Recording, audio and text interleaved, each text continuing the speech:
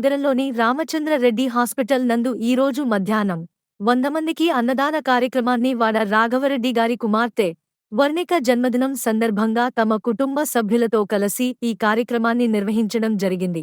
ఈ కార్యక్రమంలో Pinakini Lions club secretary Sharath, doctor శేషుగారు, సత్యనారాయణ, సుబ్రహ్మణ్యం, లక్ష్మి తదితరులు పాల్గొని విజయవంతంగా నిర్వహించారు.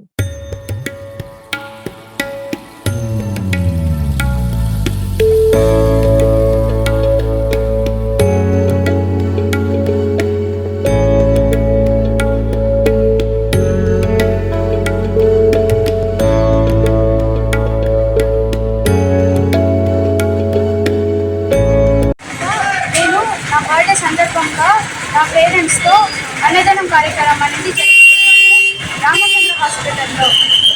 ఈ కార్యక్రమంలో ఎంతమందికి అన్నదాన కార్యక్రమాన్ని ఏర్పాటు చేశారు? 100 మెంబర్స్. మీ పేరమ్మా? వర్ణిక.